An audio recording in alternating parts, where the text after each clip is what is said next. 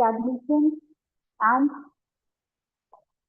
professionals from around the world to share their insights on blending time-tested agricultural wisdom with modern technology, a crucial step towards ensuring sustainability, productivity, and resilience in global food systems. Over the course of these 7 days, we will have the privilege of learning from around 10 eminent speakers and experts from across the globe, representing countries like USA, Australia, Egypt, among others. This program is designed to enhance the knowledge, teaching, and research skills of faculty members, researchers, professionals working in the field of agriculture and environmental science. So together, let's embark on this inspiring journey of learning, innovation, and knowledge sharing towards achieving sustainable agriculture for better tomorrow. Before we move ahead, let's take a moment to recognize the esteemed institutions that have come together to make this event possible. Sri Guru Ram Rai University, Dehradun, was established in 2017 by the esteemed Sri Mahant Devindas Ji Maharaj, a visionary religious leader located in the heart of Uttarakhand. The university continues the legacy and values of Sri Guru Ram Rai Education Mission. Backed by 72 years of educational excellence, SGRRU University focused on holistic student development, enhancing knowledge, industry exposure, networking, and confidence. With over 80% of students successfully placed in reputed organizations worldwide, SGRRU University is committed to shaping confident, skilled, and industry-ready professionals. The other collaborators, Just Agriculture India, largest agri-professional platform with 8 lakh plus readers and 80,000 plus LinkedIn community. It offers a platform to share about the latest agri innovations.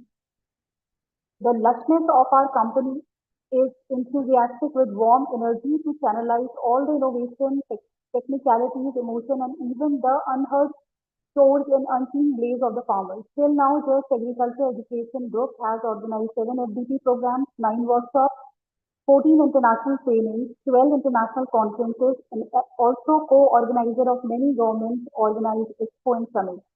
In span of 2 years, Just Agriculture successfully provided training to more than 50,000 plus students and other agriculture stakeholders in collaboration with India's most reputed government agriculture institutions. About the Indian Society of Agriculture Science and Technology Research, New Delhi, the society has been actively working in the area of agriculture, environment, farmers' welfare with a strong focus on sustainable development. It also provides a unique platform for scientists, academicians, researchers, and policy makers to exchange ideas, encourage innovation, disseminate knowledge for the betterment of agriculture sector. It is recognized today as one of the largest professional networks in India, agriculture and allied sector, serving as a vital bridge between rural communities and key stakeholders, including government agencies, development organizations, and corporate entities. Now, for today's lecture, we are here together with Dr. Arun Kumar Mishra and Dr. Madhav Govind. We are deeply honored to welcome Dr. Arun Kumar Mishra, former Chief Conservator of Forest with the Forest and Environment and Climate Change Department, Government of Odisha, currently serving as an Assistant Professor of Practice at the Odisha University of Agriculture and Technology. We are deeply honored to welcome Dr. Arun Kumar Mishra, and we are very delightful to have him in our FDP program as a keynote speaker. Before that, I would like to give a brief introduction about Sir. Dr. Arun Kumar Mishra is currently serving as an Assistant Professor of Practice at the Odisha University of Agriculture and Technology. He previously held the esteemed position of Chief Conservator of Forest with Forest, Environment and Climate Change Department, Government of Odisha, with extensive experience in forestry, environmental management and climate change. Dr. Mishra has contributed significantly to sustainable forest development and natural resource conservation in the state.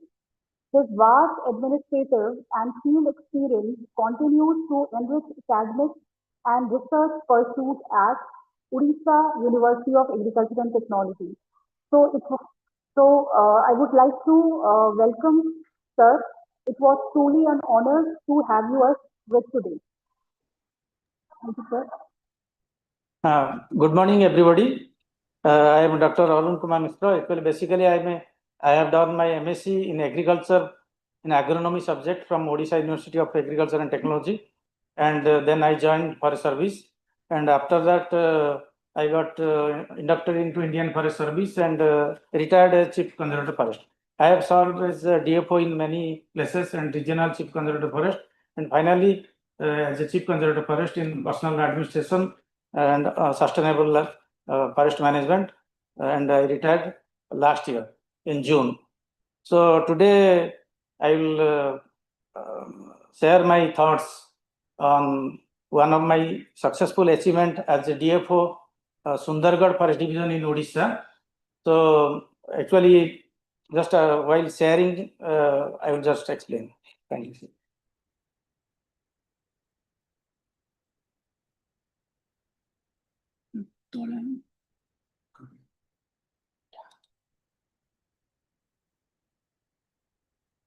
Slide one.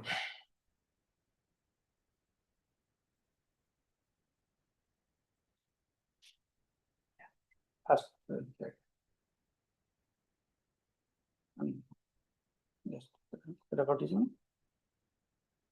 Yeah, madam, is it visible?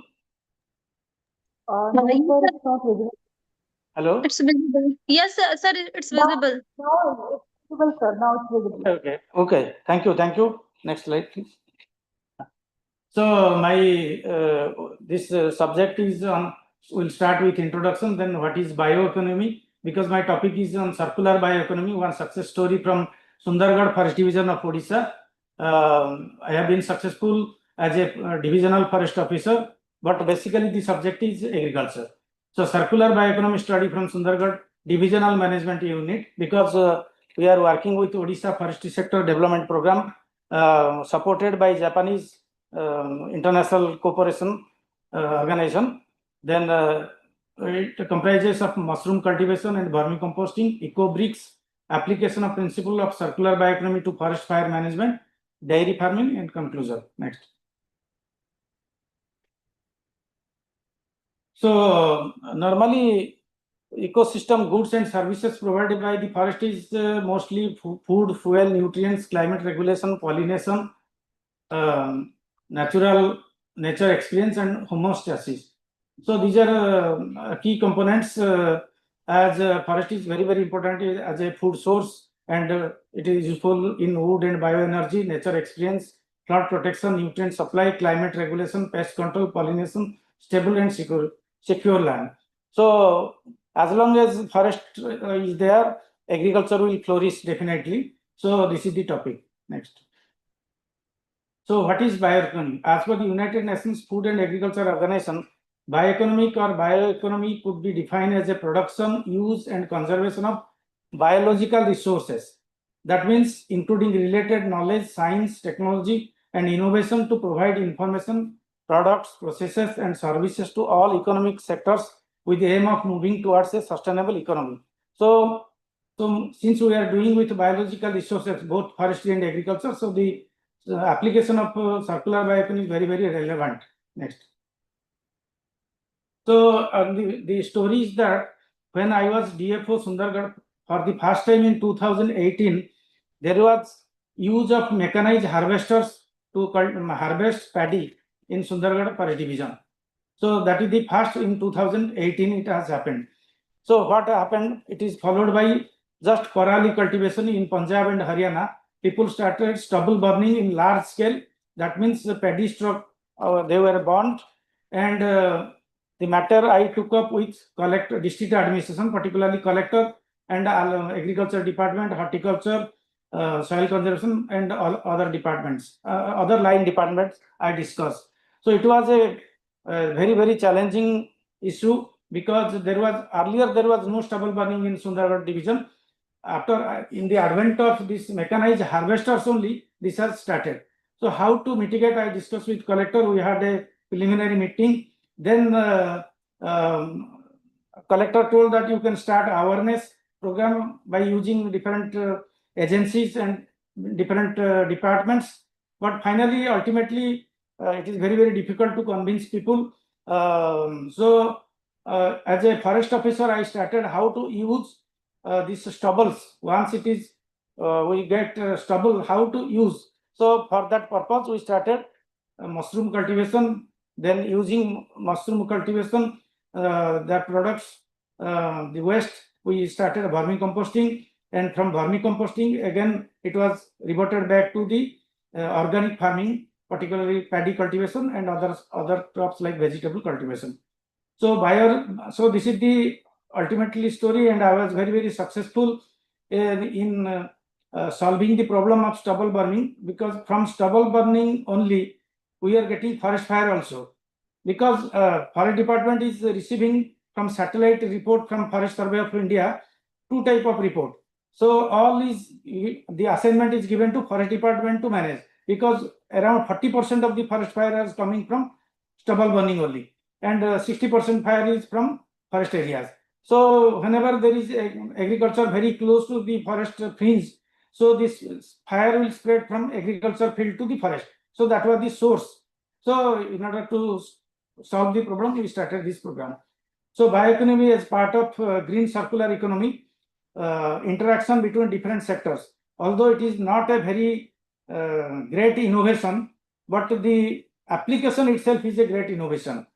So how this green economy, particularly considering the bioeconomy, started, considering the forest, agriculture, climate, industry, energy, and water and fishery department. Next. So this is the map of Sundargarh Forest Division, and particularly I started working in Ujjalpur range in a large scale as a pilot project, and it was spread to other 7 ranges. So this is the, and Sundargarh, as you know, is famous for huge coal mining areas, particularly in Hemgiri block, that is called Eve Valley. But however, Sundargarh is very rich in forest and wildlife resources, and it is tribal dominated district. Next. So I took the help of Odisha Forestry Sector Development Project. So this is a government of Odisha project with the financial aid from Japan. So formation of JFMMC, that means Van Suraksha Samitis. It is called BSS. So the twin objective is restoring and regeneration of degraded forest lands by involving local people. The main aim of the project was to restore degraded and regenerate degraded forest by involving local communities. So that is very important. And improving the livelihood of forest dependent communities on the forest fringe by providing alternate and sustained income generative activities. So that is the mandate of the Odisha Forestry Sector Development Project, and I fully utilize my resources and knowledge and talent along with my staff and with the help of district administration. So we started using the circular bioeconomy principles in these livelihood activities. Next, please. So what I collected the stubbles, paddy stubbles, by using reapers initially, and we started with encouraging the women SSGs, particularly self-help groups, for mushroom cultivation as a income generation activities. Why we started? Because availability of paddy straw from the field, agriculture field, was available as a substrate, and realization of income through sale of mushroom in local market. When I joined in Sundargarh as a district headquarters, also we are not getting mushroom. We are getting from either from Bhubaneswar, which is the capital of Odisha, or from Rourkela, the steel city of Odisha.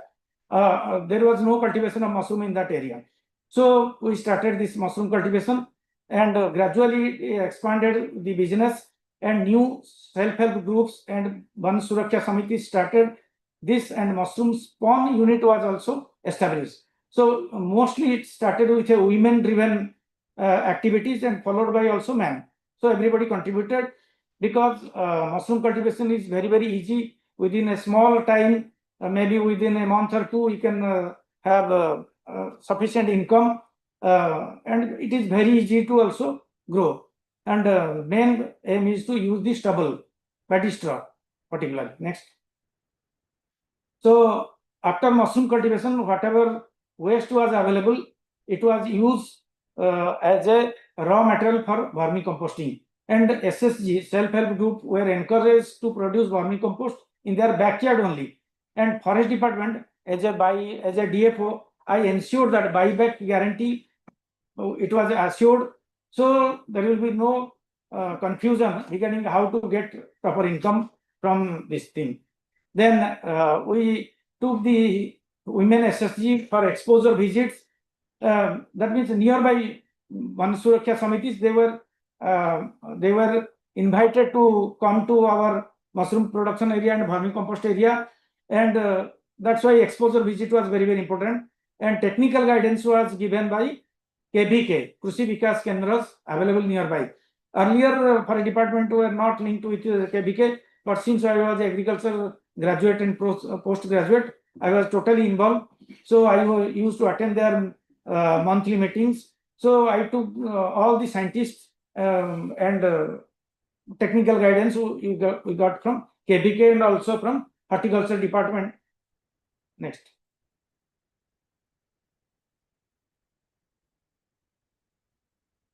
All the SSG, they get a high profit. So we thought of branding and marketing, proper branding and marketing, and development of packaging bags with logo, particularly Odisha forestry sector and DFO Sundargarh, that logo was given for marketing. And we sold the mushrooms, particularly vermicompost, to forest department of other nearby divisions, because they were not getting vermicompost. So lot of vermicompost we sold to forest department, to other department like agriculture and horticulture department also. Because vermicompost was early new to our area, some nefarious practice was going on in the district by purchasing a duplicate vermicompost. So we ensured that 100% guaranteed good quality vermicompost with a reasonable price we sold from for a department side, particularly from SSG, women SSG. So the increased production was found from second year onwards, that means in 2019 onwards. Then incentive was given for continuing this circle, because unless you are involved with local communities, unless you give incentives, the practice will not continue. So we ensured, because we have a very, very robust mechanism, we have PMU and DMUs, divisional management units, and range level also FMUs, field level management units. So we have specialists from Odisha forestry sectors. So there was no problem in particularly capacity building. So we started this in a large scale also. Next. So this is the circular bioeconomy. First we started mushroom cultivation. Oyster mushroom cultivation was started, then followed by paddy straw mushroom also we started. Use of paddy straw as a substrate. It is very, very easy to cultivate and good returns in a very, very short period. So this is the mushroom cultivation. It is followed by vermicompost production. Use of waste from the mushroom cultivation as a raw material was used, and vermi tanks were created using revolving fund of Odisha Forestry Sector Development Program, and income was assured within 3 to 4 months.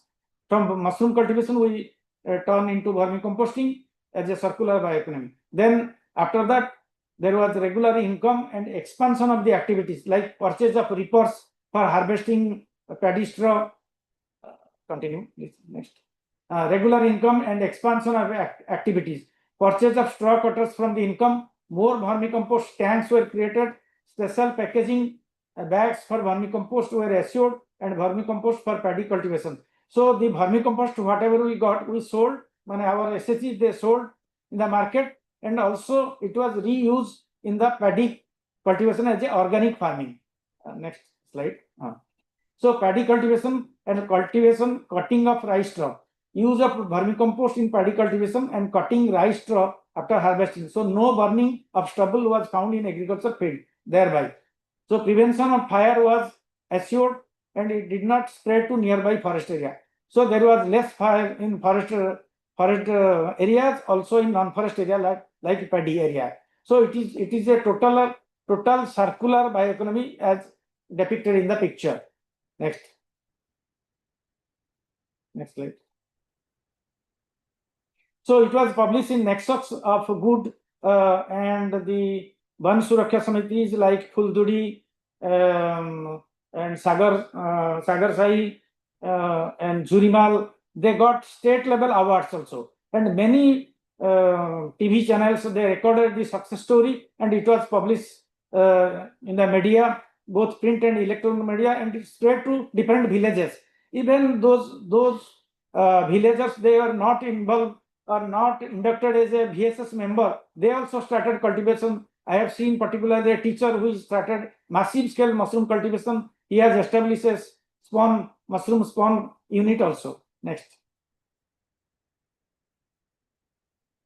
So this is the particularly paddy straw collection by using reapers. Initially, people were using sickles, local method, traditional method. Then we started using the straw mushroom cultivation, and followed by reusing the waste from mushroom cultivation to the paddy straw for vermicomposting. And after harvesting of the vermicompost, we use it in paddy fields. We using by truck transportation to different divisions, nearby division, different department we started, and it was reused in paddy cultivation, and organic paddy cultivation started. As now government is implementing Pradhan Mantri that traditional agriculture practices. So it was practically done, including vegetable cultivation also. So this is the whole circle, as you saw. So they also received the state level award in the picture. Myself and collector are there from Sundargarh, and the VSS, they were awarded in state level function and also district level functions. Next.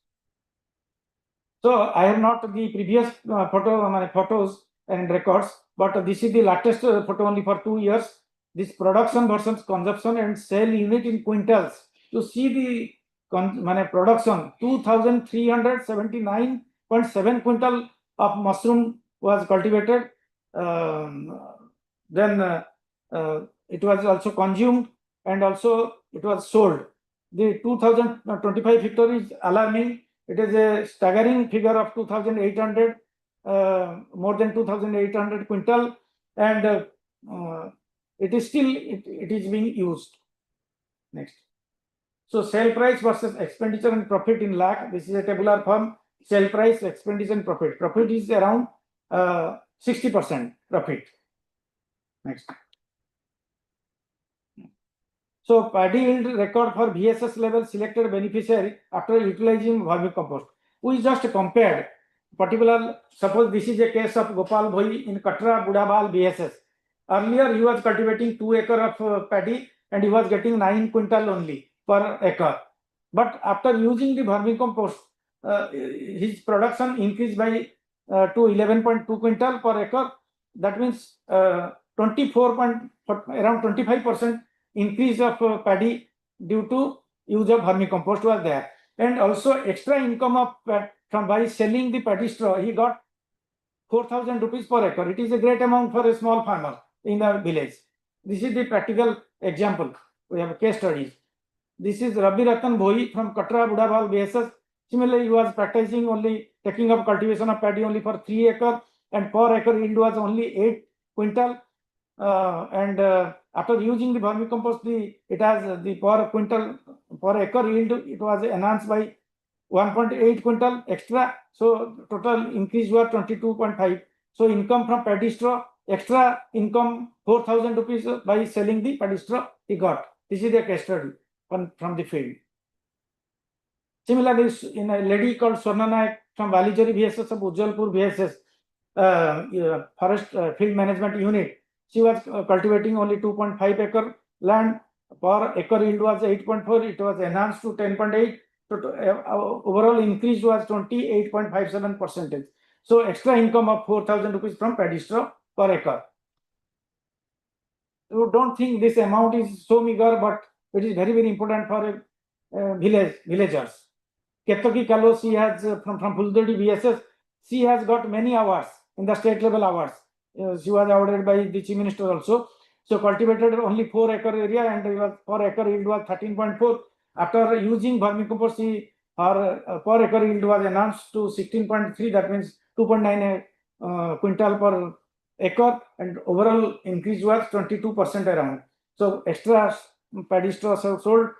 Selling, she got 4,000 rupees. Similarly, case of Anjali Patel, so 22% extra yield and also 4,000 rupees cash by selling paddy straw per acre. So these are the case studies. So we gradually started our business to greater area, like first, since I was an agriculture student. So from my experience, I started fodder banks. People are not using green fodder like CO2, CO3, CO4, this Napier grass hybrid, then cowpea, oat, like this.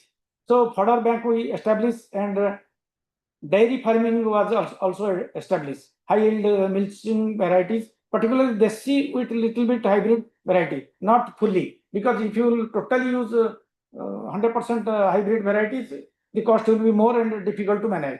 So we just improve the quality of the breed, and cattle feed was substitute by the fodder, green fodder. So milk collection was assured. Then the cow dung, we also got the cow dung for vermicompost extra, and vermicompost marketing was ensured, and compost was used in paddy field and vegetable cultivation also. So this is a total, again, second type of circular bioeconomy. Next. So lot of income they got, so people are very, very happy, particularly women SSG. Next. So the milk production of, particularly in a case study in a Sagarpali VSS in Ujjalpur field management unit, total production in liter per year. So initially in 2021, 720 liter, it was 1480, then 2660, 4020, and in 2025 you cannot imagine 10,918 liter of milk. So you see how I use my expertise from agriculture by started fodder farming and enhance the milk production in the VSS. Next. So this is own consumption in liter. In 2021, the own consumption was this much, and 305 liter, then 422, 482, 522. So nutrient, nutrient evaluation was also done, particularly for human health also, particularly women health and children health. The own consumption of the milk increase, followed by sale also increase. Next slide you can see. Total quantity sold in liters. You see, self consumption use of milk increase, and also selling also increase. Now staggering 9,881 in 22-25, from around 20 times it has increased. Next. So profit from particular product, you see, particularly that milk area. It is a gradual tabular form, you can see. Next. So milk production record of BSS level selected beneficiary after utilization of the green fodder from fodder bank. Just case study, I will tell.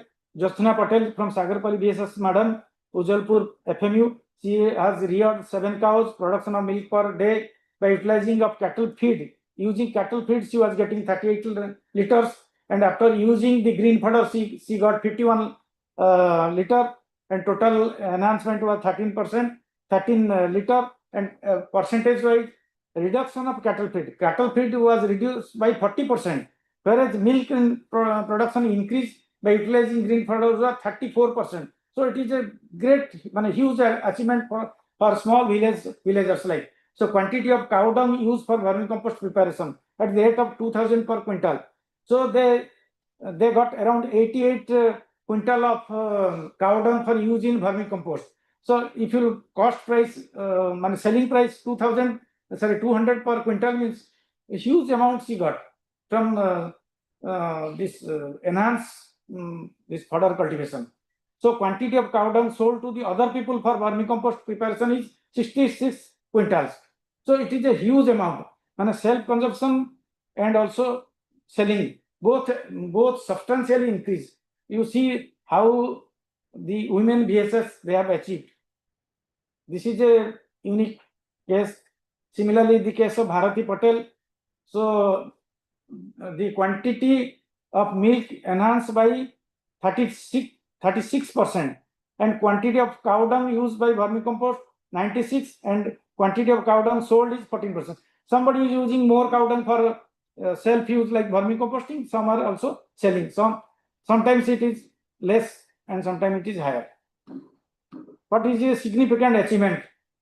And similarly, case of Apurva Phale of Sagarpali VSS, you see how the milk production has improved and cattle feed consumption has reduced by 45%. 45% reduction in cattle feed and milk production has increased by 34%. It is a huge achievement for Apurva. She was also awarded many times. Next. And taking our case also, agriculture, horticulture, watershed department, they also got awards. Taking their case, KVK also got awards and appreciation also they got. So the whole story started from forest fire management, how to address the issue of stubble burning or paddy straw burning in Sundargarh district, and how it prevented the loss of flora and fauna, how deployment of squad, forest fire, forest floor management. So another circular bioeconomy I can assure by next screenshot. You can see how we manage the management in leaf litter in the forest floor and how we manage the paddy straw and stubble in agriculture field. Another third type of circular bioeconomy, fourth type. Next. So we collected the leaf litter from the forest floor. Earlier, people were setting fire to forest floor. So we collected, particularly from fringe area, we collected the leaf litter and twigs. Not a destructive practice. We did not collect all, but some. So by collecting paddy straw and husk, we crossed this leaf litter, twigs, and we crossed, and after grinding, mixing with cow dung manure and rice water for adhesion, we prepared. Next slide. We prepared these eco bricks. Preparation of eco bricks was done. So my successor, they purchased also machines like pressing to remove water and forming compact bricks, drying to remove moisture as a part of forest floor management, but leaf litter not entirely removed from the forest. So these bio bricks can be used as fuel. Earlier people were using firewood. So a lot of tree felling was done. Now using this eco bricks, there was a lot of check in forest fire. So this is the forest fire management. So the concept of circular bioeconomy in forest fire management is eliminate waste, circulate products, and regenerate the nature. So this is the substance of the forest fire management and circular bioeconomy.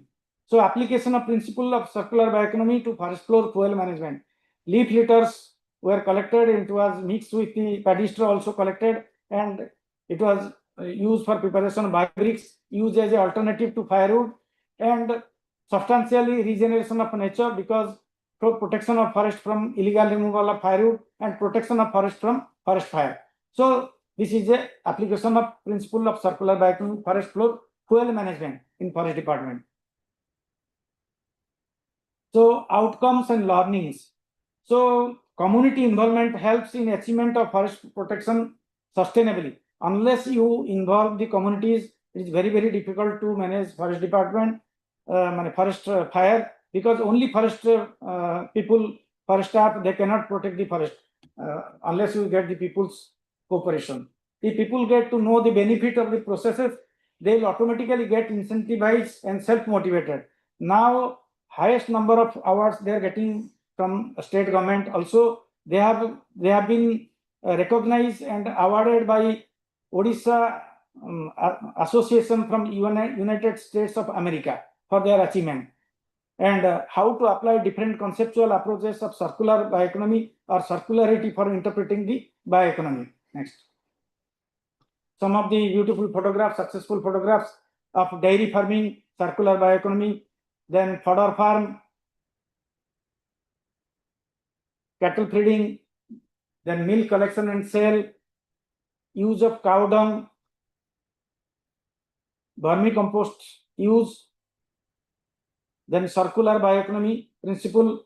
So paddy straw collected using reaper and manual method. We are using at present in Flourish VSS we are using reapers, and in other areas we are using still manual method from the VSS, and we are purchasing the paddy straw, and DFO particularly is assuring for purchase. So there is no dependency on other agencies.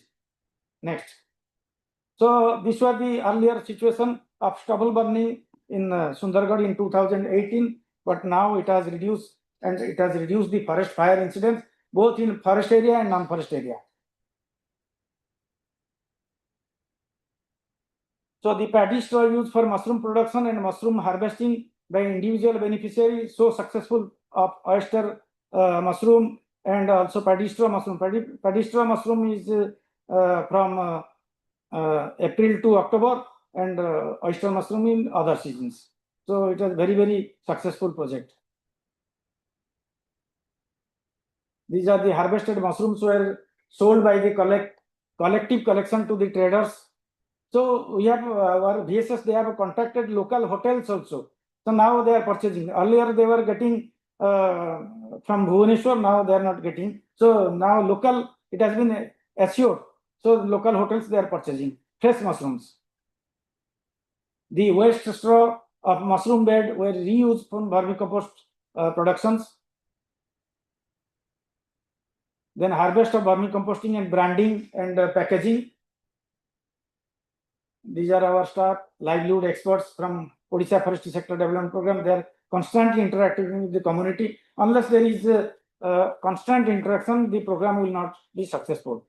So after grand success of the setup, it was expanded by the support of district administration in other sectors like horticulture, agriculture, and watershed departments also. So many departments. This is the scientist from KBK, Dr. Jena. So he is a constant source of inspiration, and he is providing his scientific technology in vermicomposting, circular bioeconomy, mushroom cultivation, fodder farming, everything they are doing. And CIG and POP, poorest of poor people are being involved, and they are getting very much profits. The vermicompost harvested by these individuals for sale. So except the sale of compost to the trader, it is also used by the agriculture field by the beneficiaries. So this is the organic farming.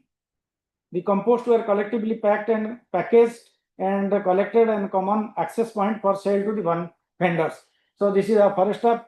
They are selling to other divisions and other districts also. This is the organic cucumber cultivation using vermicompost. You see, organic kitchen garden also we have started. Next.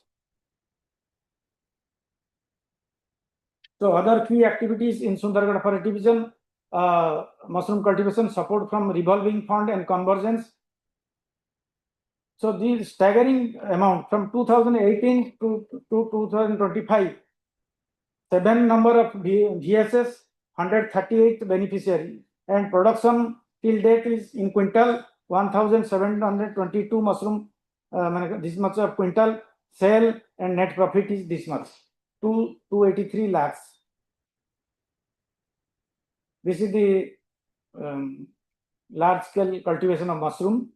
Next, different VSS. This is the fund mobilized through intersectoral convergence livelihood program in crores. You see, from 2017-18 to 2023-24, 74.19 crore inter-sector convergence was done for livelihood promotion in Sundargarh division. It was a huge amount, and particularly for 2024-25 in 1 year, it is a staggering amount of 16.43 crores. So cumulatively up to 2025, 90.62 crores convergence has been done. So it is a very success story. Next. Then vegetable cultivation we have started by using revolving fund and convergence. So this is the next. So VSS involved 152 VSS, 9,306 individual beneficiaries. Cultivated area 74.741 acre. Production per acre is 27 quintal. Production per cycle in month 16,821 quintals. Profit per year 28,500 in rupees per year for a single beneficiary. So although it is looks amount very small, but a place like a tribal dominated area is very huge amount. It is going to large areas. Next. Similarly, poultry farming 2021 to 25 achievement by convergence method. Total profit is 58,50,000. It is huge profit by using desi chicken. Then ragi cultivation. Now it is very year of millet. This is a decade of millet, and total profit is 4,622 because of buyback system. It has been assured, and it is also climate resilient crop. So very less requirement of water. So ragi cultivation, finger millet cultivation is very important in those. So we are researching from total paddy cultivation to some diversification by using ragi cultivation. Next. Sal seed also, because earlier sal seed were wasted in the forest by forest fire. So we collected, and a staggering amount of 2.4 crore profit was available to the tribal women. So it was so much profit. Otherwise, it was going waste by forest fire. With the help of TDC oil. Then value addition to mahua flower. Mahua flower is very important by innovation using science and technology involving different university like Sambalpur University. We have started value addition to mahua flowers. Earlier it was only used in this country liquor. Now it has gone to the value addition. It has come in newspaper also. Yes. Many cakes, laddus, different food items are in exhibition. We are becoming fast in the state and also district level exhibition. Odisha Forest Sector level, our principal chief conservator forest is testing the cakes, and this is the capacity building of value addition of mahua flower in one particular VSS. So different many ministers, PRI members, they are visiting. MP also he has visited, and everybody is taking pride for the success of our this Odisha Forest Sector Development Program, particular circular bioeconomy program. Next. So convergence with Horticulture Department, ITDA, successful kitchen garden and vegetable cultivation. Horticulture Department also involved. Next. So convergence works under Odisha Forest Sector. Potato seeds distribution in convergence with Horticulture Department, Tildaga, VSS of Ujalpur. Distribution of vegetable seed mini kits, convergence with ITDA in Fulturi VSS. Installation of lift point, convergence with irrigation.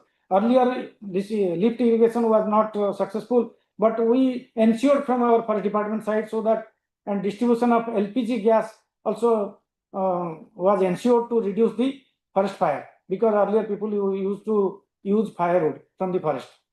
So since forest department was the nodal agency, we are successful. Unless there will be a nodal agency, very difficult to, and highly dedicated staff, highly dedicated specialized staff we are having. So they were every day from morning till night, they were after the villagers, how to enhance their income and how to reduce their dependency on forest resource so that forest growth is there. Now the forest cover has increased.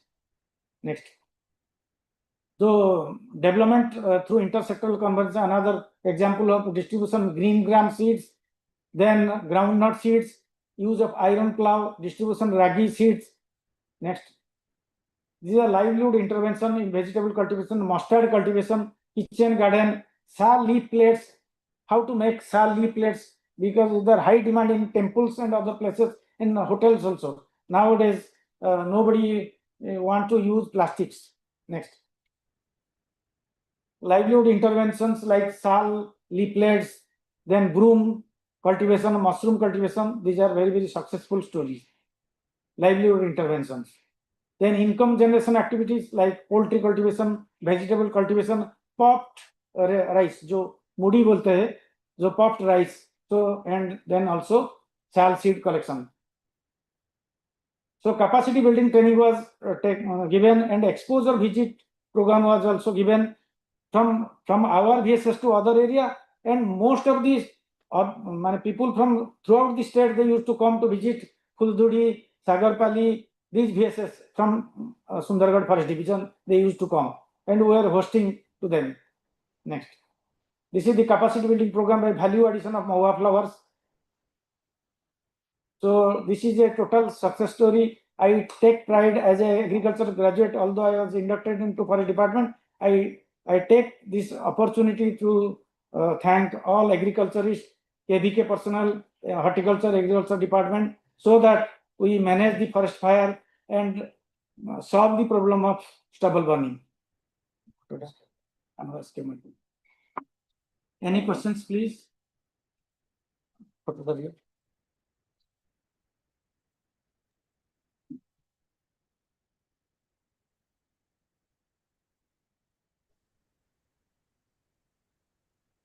Am I audible, madam? Thank you.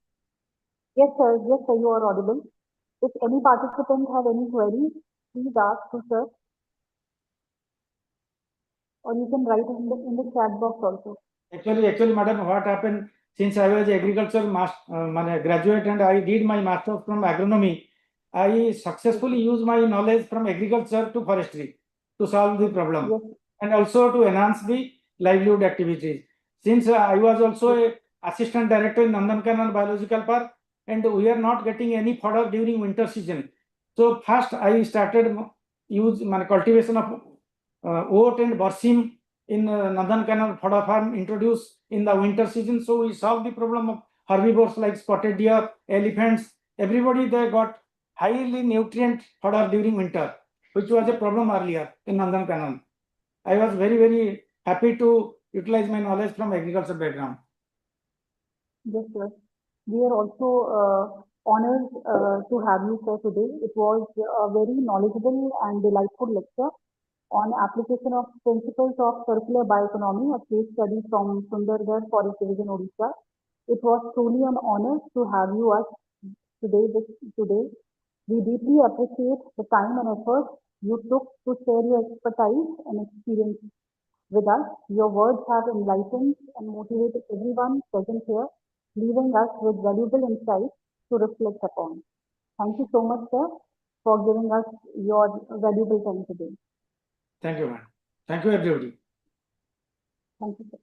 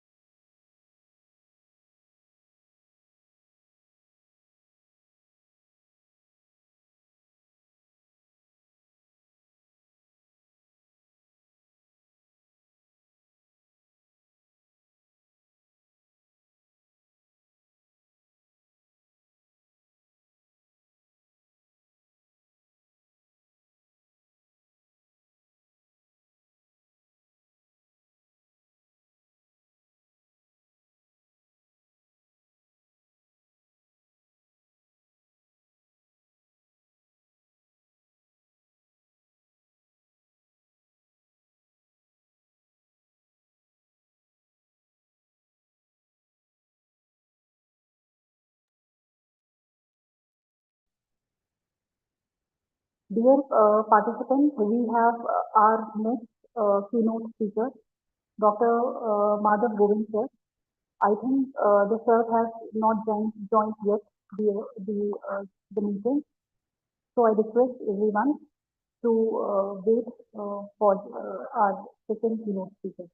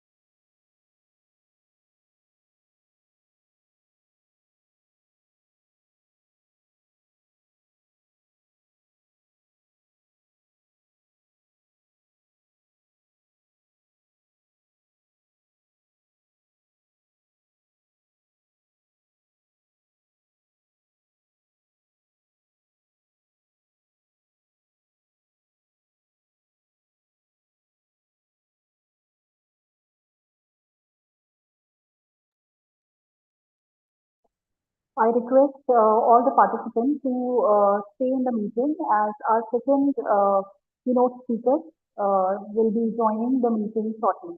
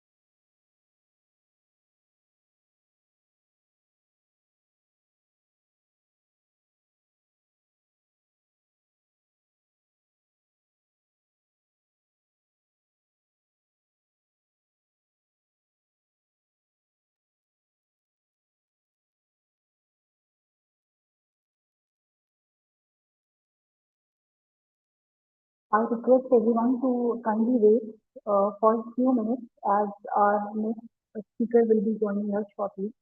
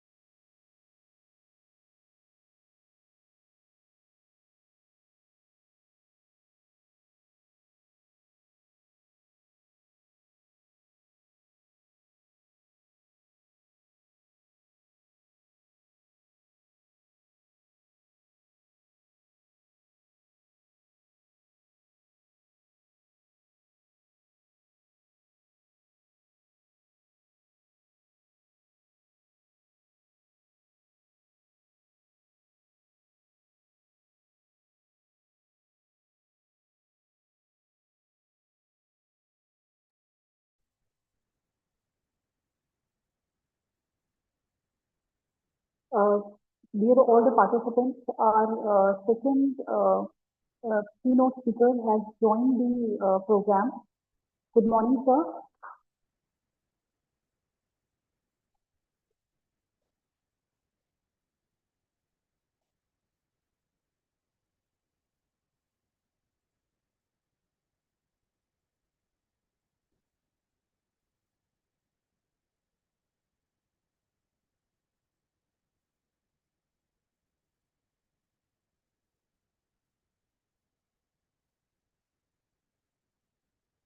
Am I audible?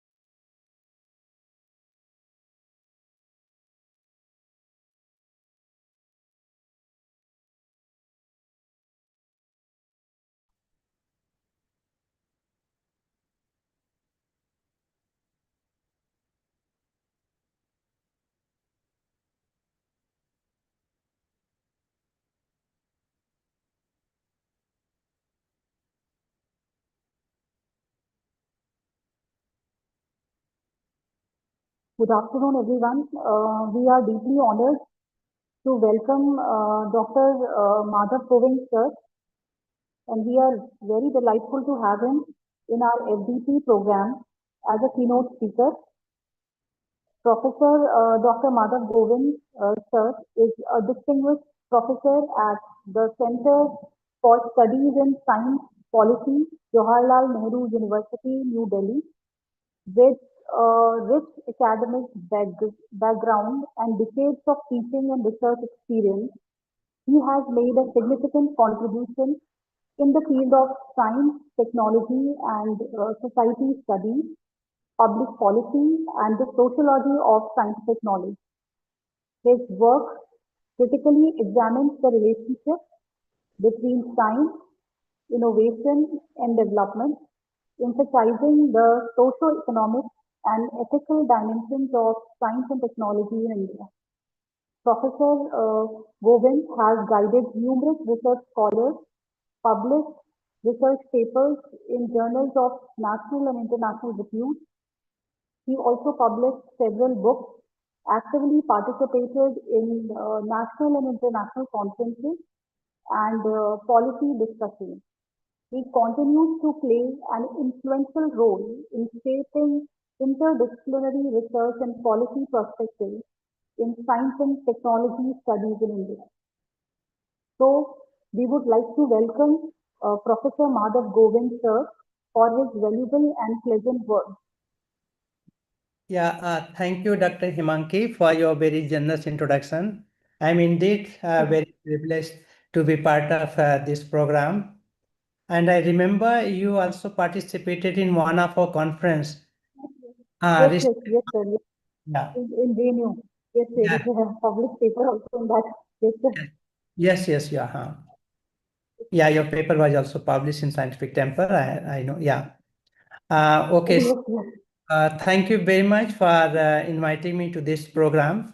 It is indeed the need of the hour for our scholars to get acquainted with the new development in the field of agriculture.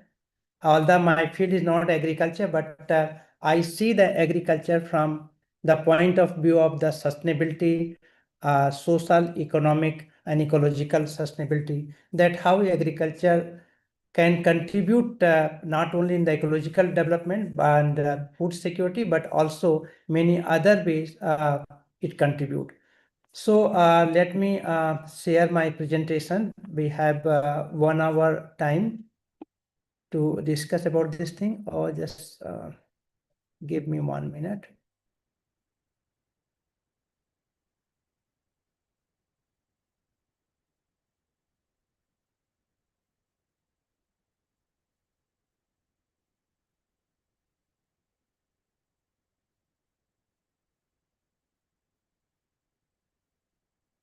Is my slide visible to you?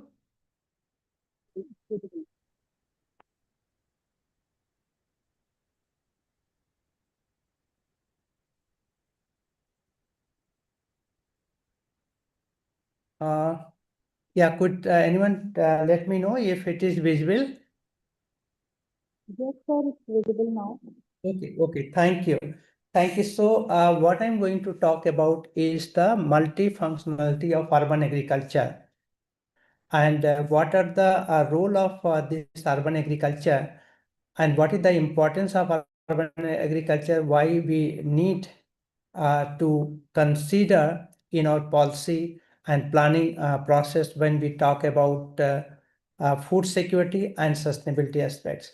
So what I will do today is I will talk about that what are the multifunctional nature of urban agriculture. It is not just only one feeding the masses, but there are many functionality urban agriculture stuff that I will do. And then what are the different form of urban agriculture which are practiced globally. So I will try to focus some of them and how they contribute in sustainability and food development. So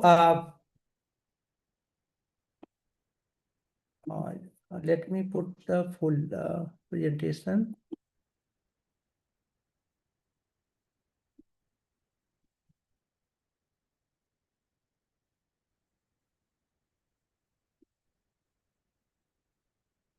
Okay, so as we know that the main concern now India is facing that the average farm size in India is consistently declining.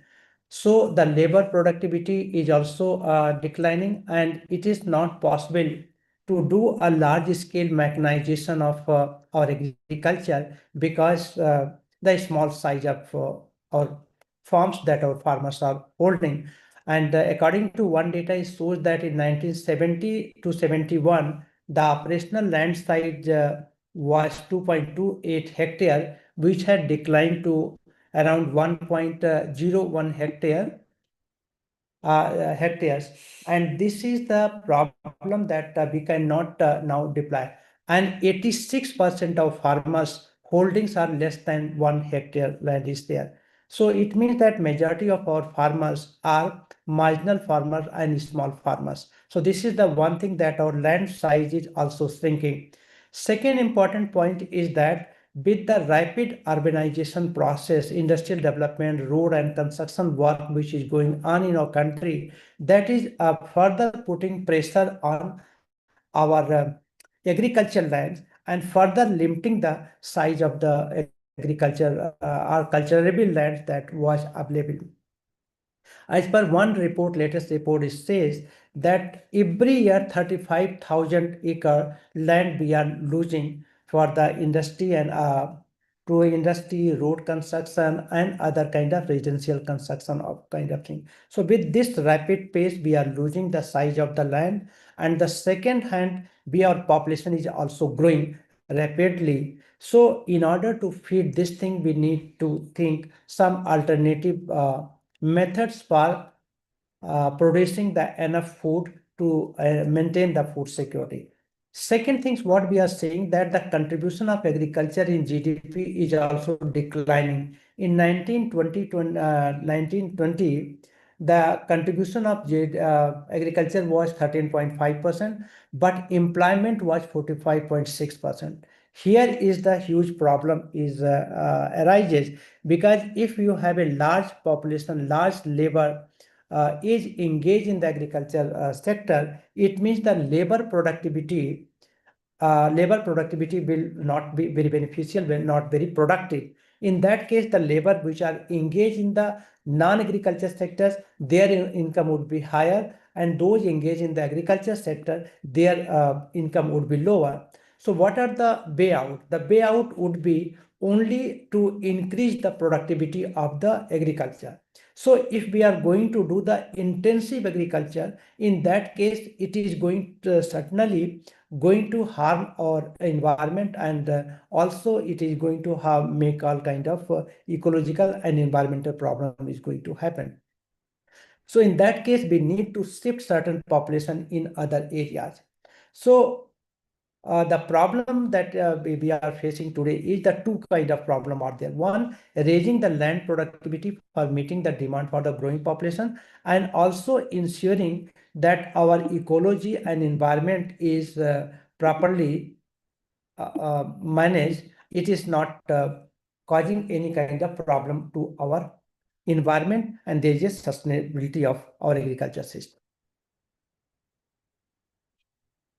So, urban agriculture has been, urban and peri-urban culture has been the one alternative that is becoming popular, as it offers a range of benefit to the community and environment, both sector it is giving. Okay, so sustainability potential of urban culture is very much context specific. How it is practiced is decisive factor determining its sustainability. But the problem with the urban agriculture is that if urban agriculture is not properly practiced, it is not properly used, it can also create many problems that many studies has created. Sometimes urban agriculture, that what kind of urban agriculture is suitable in a particular context, it depends upon the kind of ambience, the kind of infrastructure is available in a city. It all determines that what potential urban agriculture has. Urban agricultures have offer not only just kind of availability of local food, but it also give multiple functions by giving the various type of urban agriculture which are practiced for sustainable development. So in our, I mean, in these papers, we have talked about that how small scale urban agriculture function as a nature-based solution that can contribute to creating the sustainable urban ecology and urban food system. Urban agriculture is not a large scale kind of agriculture is there. Although in some countries, in European and American countries, this even urban agricultures, they are utilizing very technology intensive and very capital intensive things they do, particularly like in Singapore and other countries, they are practicing urban agriculture, but they are very capital intensive and very technological intensive they are doing. But in case of the country like India, we have a small scale nature-based solution kind of agriculture. We advocate, I mean, generally people practice.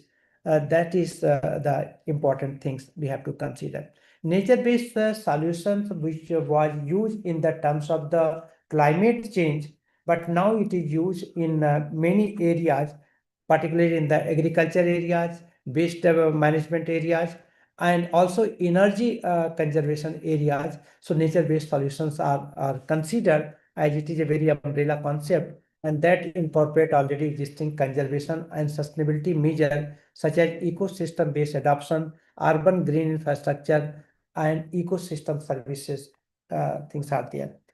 It is an integrated, this nature-based solution is an integrated and systematic approach that focuses on multiple dimensions of sustainability by addressing social, ecological, and economic benefits.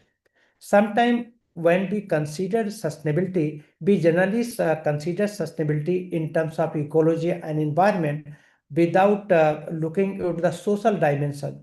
Sometimes a practice could be ecologically very viable, very sound ecological practice is there, but it may not be beneficial for the society, because in that case many poor people, marginalized people, underprivileged people suffer because of those kind of policies. Similarly, some ecological practices we can follow, but they are not economically viable. They are very cost intensive process are there. So when we are talking about sustainability, sustainability has to be addressed on the three pillars. This is the social sustainability, ecological sustainability, and economic sustainability. So when we are going to talk about the urban agriculture, so we have to think along all three dimensions.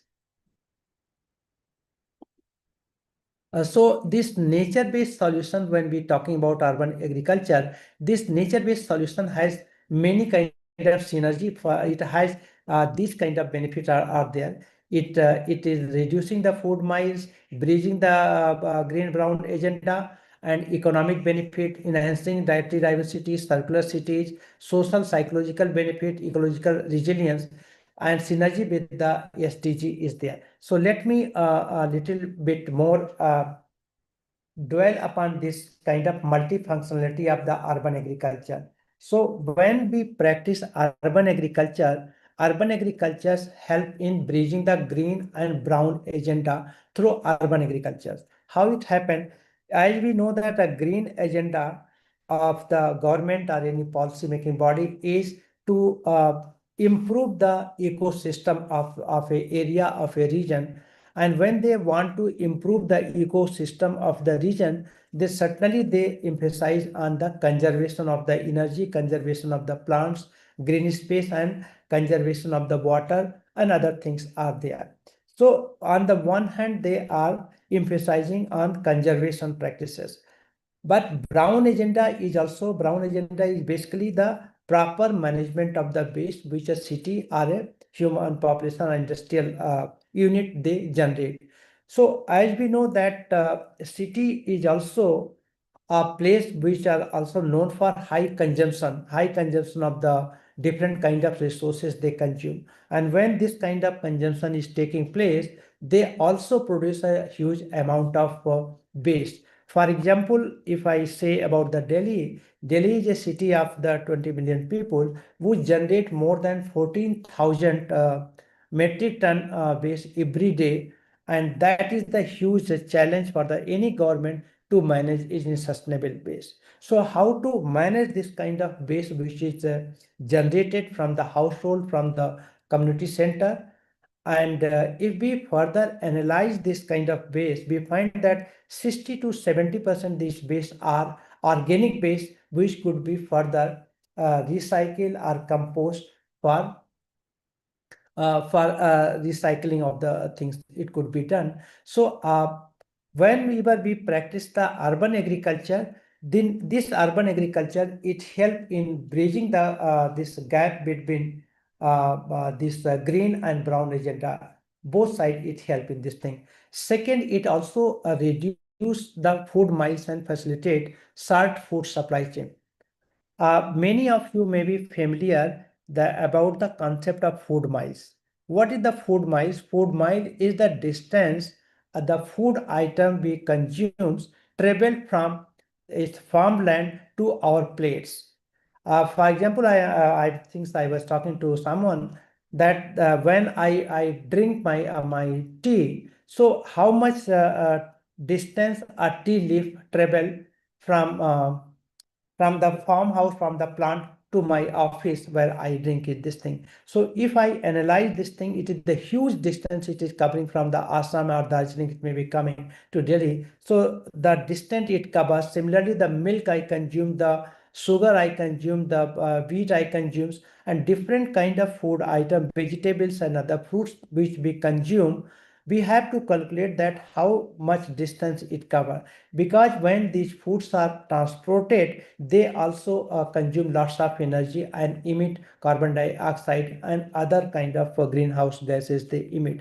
So if we are producing the foods in the local areas, it means we are sourcing our foods from the short distance. So these short food supply chains help in reducing the food miles and also help in reducing the carbon footprint. So carbon footprint is the biggest major concern of the policymaker uh, of any activities. Whatever activities we are doing, how much carbon footprint we are leaving behind is very much concerned about the global change and climate change which is taking place.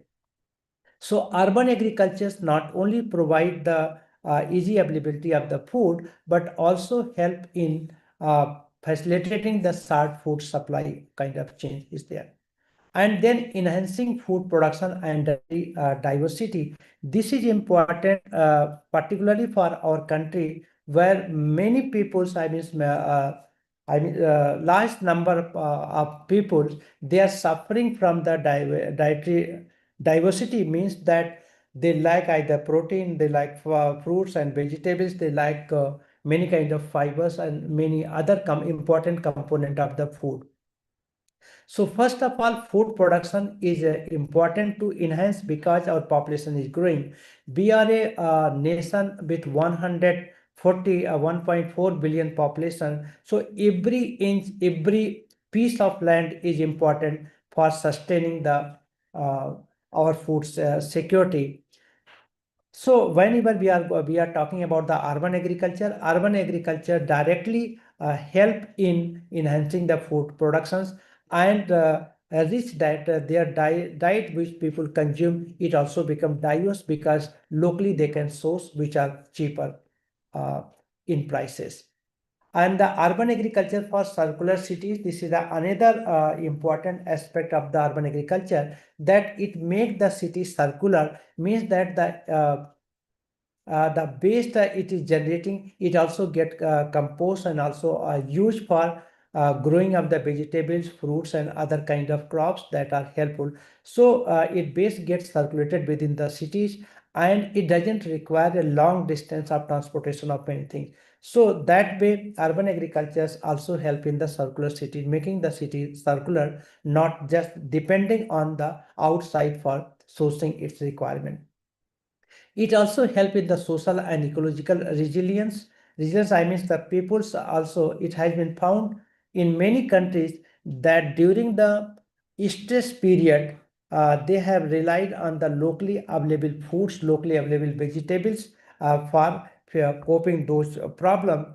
One example, I will say, in many countries, it has been found that they are very helpful in providing the ecological resilience and social resilience. Particularly during the pandemic time, it has been noted, and during war periods, First World War, Second World War, or other time of the crisis, it has been found that urban agriculture has helped in a big way in providing the nutritional requirement of urban peoples. Social and cultural benefit of agriculture, it has been also found that urban agricultures not only help in providing the food, locally available food at the cheaper cost, but it has a social and cultural benefit. Cultural benefit means that it also help in the bonding of the peoples. Later we will see today in my later part of my lecture, that how different kind of community gardening, kitchen gardening, home gardening also provide meeting of the people, sharing their experiences, and also exchanging their product, also create some kind of social bond, and also help people to know each other and to develop some kind of social and cultural benefits from the urban agriculture. So economic benefits of urban agriculture, this is directly available, that whatever we can produce, even a smaller amount, that certainly contribute in our economic prosperity, economic the money we are going to spend outside, it is generally directly contributing in our income. Synergy with the sustainable development. All we are familiar that there are many sustainable development is there, that the responsible consumption is the one sustainable good, availability of the food, reducing the carbon footprint. All these are the many sustainable goal that has been put for every nation. So urban agriculture certainly help in meeting these kind of goals for the people. So thus we see that urban agriculture is not just only one benefit, one function it perform either for greening, but it has a multiple function for the environment, for the community is there. Now the questions, things I think arises, that what are the pattern of urban agriculture, that what way urban agriculture is practiced. So many of examples have been taken in India, but many things have been also practiced globally. This kind. So I will discuss some of those practices which are used very frequently. So I will be talking about different kind of urban agriculture which are practiced in different part of the world, including India. So and what are the sustainability aspect of this kind of urban agriculture? First is the urban home gardening, allotment gardening, community gardening, sack gardening, community supported agriculture, rooftop gardens, urban beekeeping, organoponics, and root watch gardening. So these are the different type of gardenings are there. So let us see urban home gardening.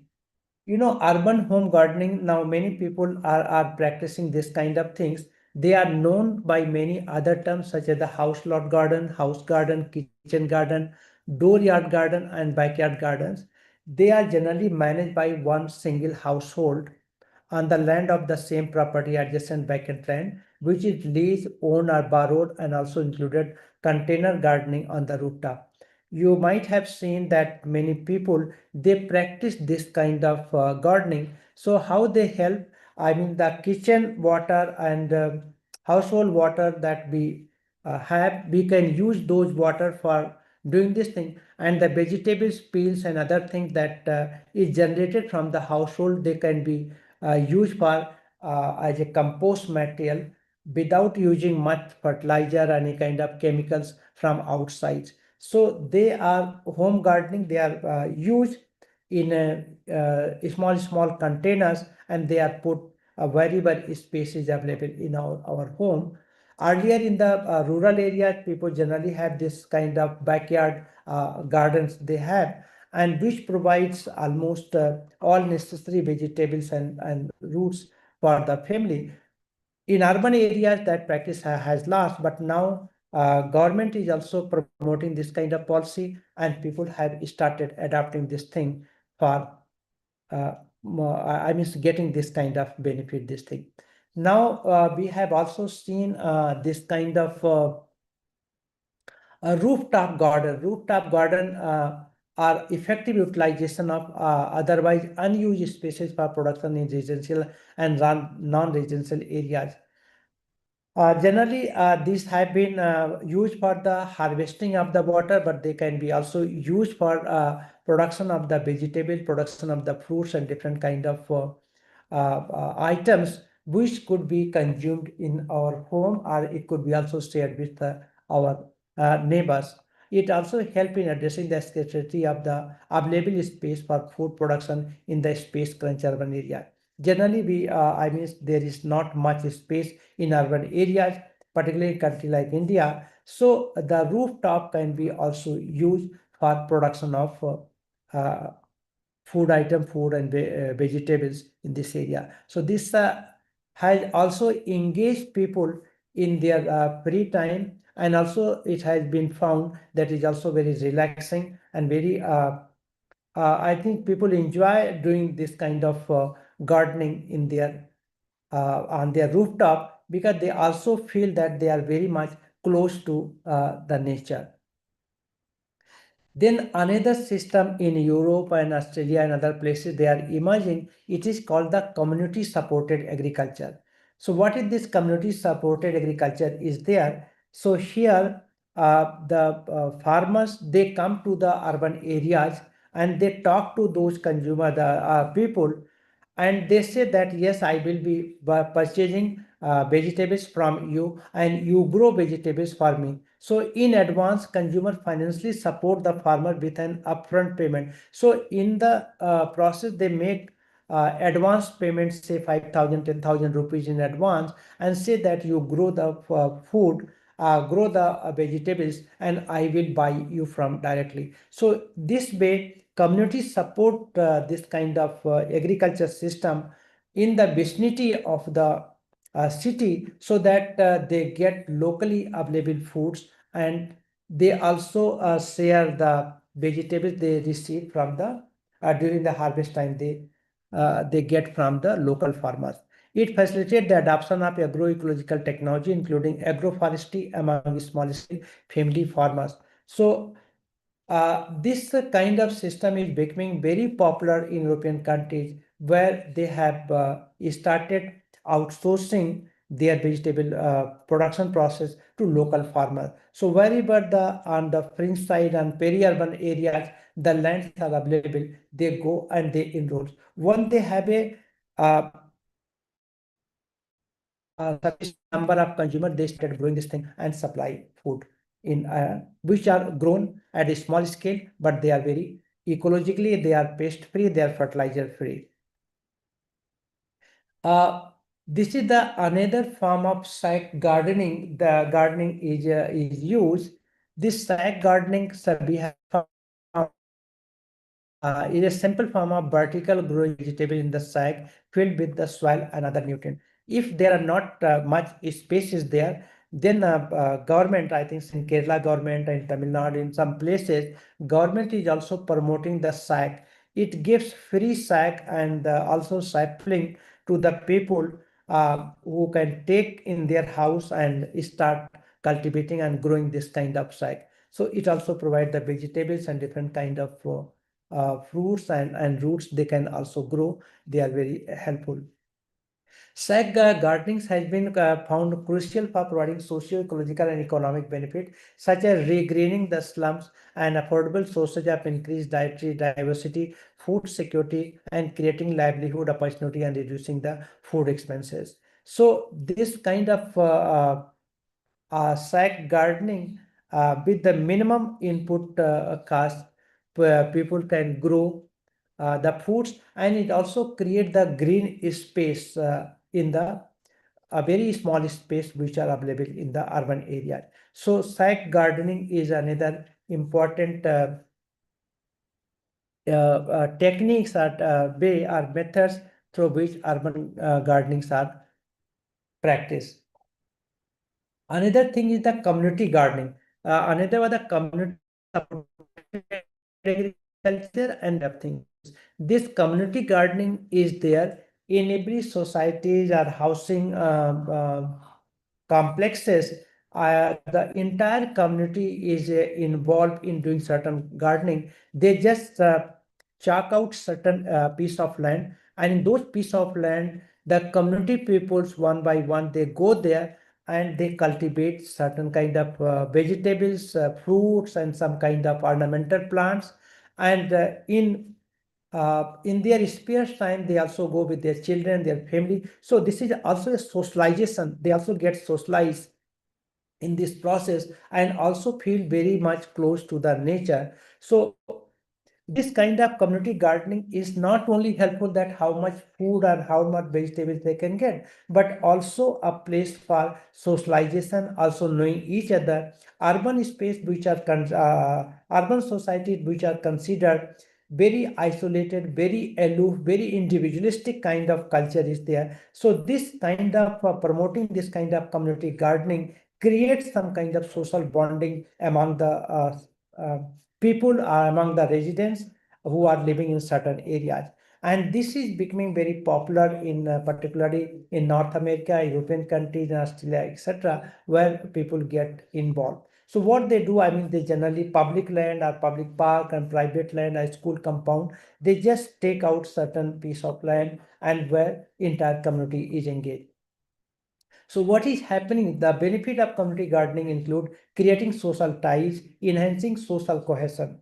I mean, the people who are totally individualistic, not mixing up with each other, but this kind of gardening provide an opportunity to meet each other, to know each other, to share their experiences, to know their happy and sad things that is happening in their life.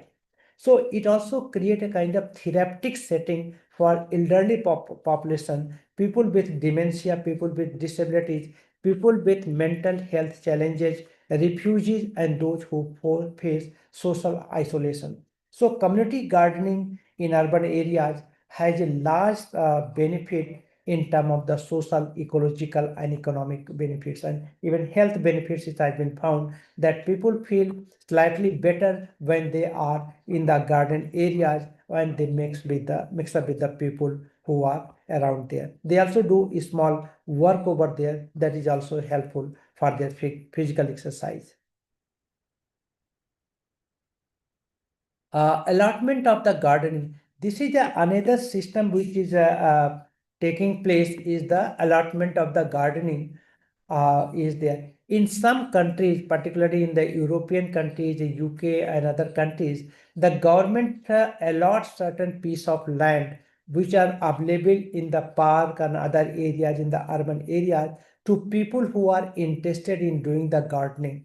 So one has to apply for this thing. Large number of people apply, and they by turn they get a certain piece of land in certain areas. So they go over there and they cultivate those areas and grow food and vegetables in those areas. So this is allotment gardens are managed by individual and families on the small parcel of land allocated to them on rent by the local authority. So local authority, I mean, maybe what are the municipalities and other development agencies which are managing the city, they allot this small piece of land temporarily on lease and a very nominal lease. So people do not take this land just to I mean, get all the requirement of the vegetable, but also a kind of fun, a kind of creative activity, kind of recreation activities they also get. They also feel that children, when they are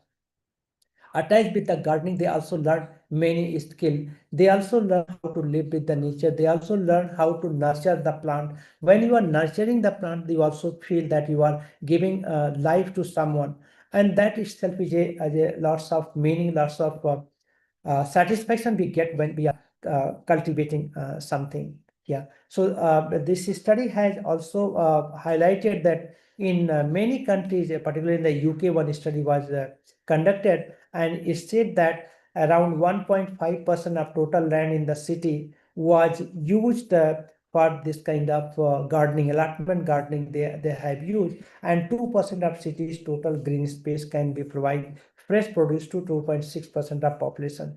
I mean, this is the economic potential is also there, that if the spare lands in the city areas are used, are allotted, they can produce the substantive amount of vegetable, fruits, etc., and that can provide nutrition, that can provide the vegetables to the people who are from the marginal section of the societies. And another important thing is that these gardening not only provide this kind of benefit, but they also help in the greening of the space. When there is a more greenery space in the areas, in the urban areas are there, all we know that it also reduce the temperature, and it also fresh the air, I mean absorb the carbon dioxide and emit lots of oxygen. What generally we talk about the growing the plants and plantation, etc. So allotment gardening is the one new concept that is practiced. Unfortunately, in our country, in urban areas, the local development authorities do not permit the people to do this kind of gardening. They do not outsource of doing the gardening, other kind of things. It is generally managed by the government, and they generally do themselves, not involving the public. So here, public involvement in this process is very important. Another important things that have been promoted is the urban beekeeping. So urban beekeeping has a crucial ecological significance due to its contribution to biodiversity, conservation, and other ecological services, including pollination, are there. And it has been also found that honeybee survive better in the urban areas because they have very limited exposure to the chemical. Nowadays, we find that in the proper agriculture in rural areas, due to heavy influx of the chemicals, fertilizers, honeybees are dying over there. They don't survive very much over there. So if these things are done in the urban areas, they could be more flourishing, and they can be also a supplementary income for the urban people could be. However, concern has been raised that they can be also problem for the residents in the area if they can also start stinging and also start biting them. But it has been also found that if they are properly done, they do not create problem for the residents in the area. Another important urban gardening is the organoponics.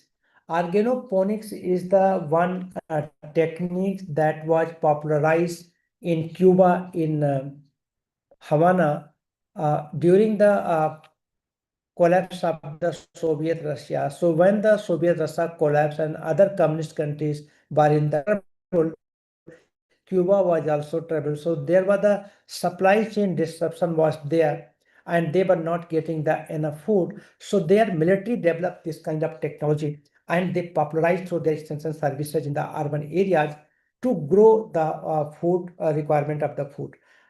The basic concept here, organoponics, is that utilizing the, because organic fertilizers and other things were not available, this chemical fertilizers were not available from outside. So they wanted to utilize the locally available resources, locally available the minors and other kind of agrochemicals, so that they can grow the food. So what they have done, they have raised the this kind of boundaries, and they have filled up the organic manures over there in order to cultivate fruits and vegetables and different kind of food item to provide sustainability in the urban area. It offers an alternative to agrochemical-based food production in urban areas while helping to circularize the waste. So whatever waste was generating, they just fill up these kind of things, the spaces, and when they become manures, they started cultivating. So once you start cultivating, they turn very fast in the organic soil. So organoponics is the another techniques that has been used by the government also. It has promoted, and people participating in large number for doing this kind of urban agriculture. Another important things you have seen, it is generally not practiced, but in many countries, in many European countries and other countries, they are practicing. It is called the road watch gardening. On the roadside, you will find there are many spaces are there. In those spaces, we generally find in our country some plants, ornamental plants, or green plants, they are just grown. But a country which has such a huge population and such a I mean constraint of the land, so this road watch could be also used for cultivation of the I mean for the growing of the fruits and other things could be happen. So this road watch gardening is a gardening by the residents on the road watch and public footpath, natural strip in front of their private property. So people generally in front of their houses, whatever space is available on the roadside, they generally use for cultivating or growing the essential vegetables or the, any kind of crop that can provide the edible. So one way a new concept is emerging, it is called what we call the edible city. Edible city means that most of the spaces in the urban areas, they are using for production of edible things. I mean, either it could be the vegetables, it could be fruits, it could be any kind of items which people use for consumption. So, I mean, friends, what we have seen, that urban agriculture has a huge potential to provide circularities, to manage its waste, water wastage which are generating in a very sustainable manner, and also helping in greening the environment, cooling the temperature, and also contributing in their economic and social well-being. So urban agriculture should not be seen as a agenda of one agenda is just feeding the masses or giving food only. It has a large number of other functions as well. So in the conclusion, what we can see is that we need to shift the narratives from feeding the masses, which promote entrepreneurial based capital and technology intensive production in the urban landscape, to multifunctional view of urban agriculture.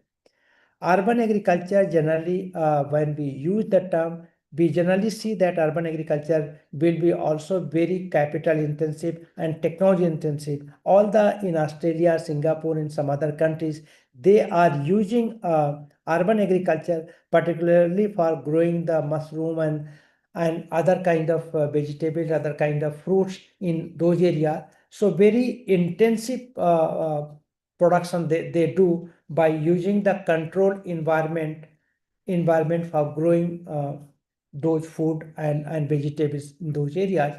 In Singapore, which is a totally urbanized state, they have very small state is there. They have very less space is there, but they are using those space very judiciously and very scientifically for production of their food item.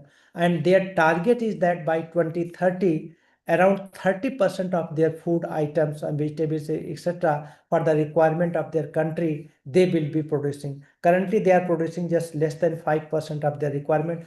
100%, almost 100% fruit, vegetables, everything they export outside. But once they had disruption during the pandemic time, COVID-19, then they realized that food is such item that a country should not rely totally on outside supply. Because if anything happen, supply chain is disrupted. In case of other commodities, we can live for some time. If the chip is not coming for manufacturing of our car, we can wait for our car, we can wait for a scooter, other things. But if the food supply is disrupted, then it will be the great problem would be there. So now country is moving towards this kind of food security, food sustainability is important. So Singapore realized this thing during the COVID-19, and they started promoting this urban agriculture culture for at least achieving 30% of their requirement uh, of the food, vegetables, other kind of things. It not only help in this way, but also help in managing the wastewater and other municipal solid waste which is generated in the cities. So when we formulate any policy, we have to see that urban agriculture has to be seen from a multifunctional point of view. It is not only help in the production of the food, but also offer multiple function to urban ecology and social well-being. And as we discussed, there are various forms of urban agricultures are there. They not only help in the bridging the green and brown agendas, reducing the food miles by shortening the food supply chain, but also synergize with the this SDG goal by extending social, economic, and ecological benefit. And as we have seen that urban agriculture act as a nature-based solution to enhance our urban ecology and food system. So friends, I will stop it here, and I would be happy to discuss this thing. Thank you, sir, for such a knowledgeable and delightful lecture. It was truly an honor to have you, sir. I would highly appreciate the time and effort you dedicated to sharing your expertise and experience with us. Your insightful words have not only enlightened and inspired everyone present, but have also provided us with valuable perspectives to reflect upon. Your contribution truly made the session more meaningful and impactful. Thank you, sir. And I would request all the participants, if you have any queries, so you can ask to sir.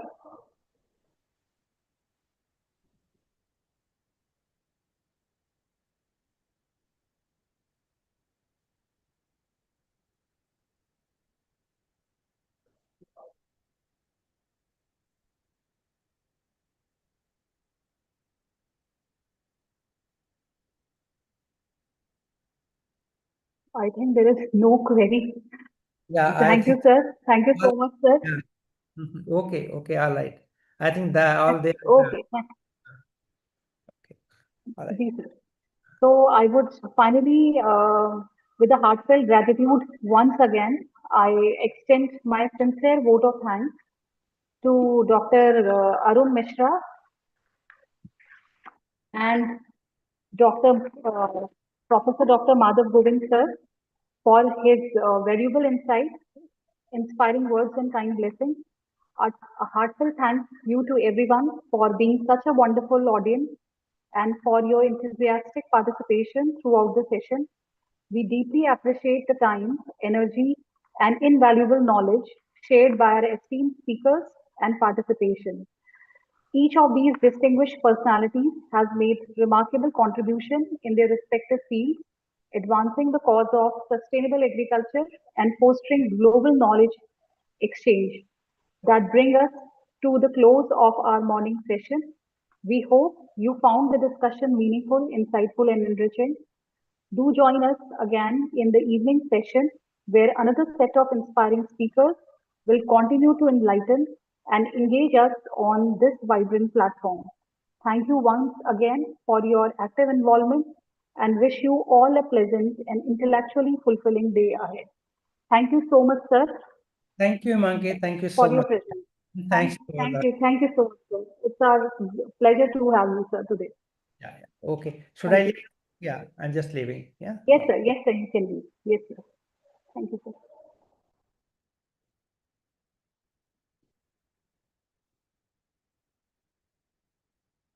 Thank you, everyone. So you can leave the meeting now and join us in the evening session.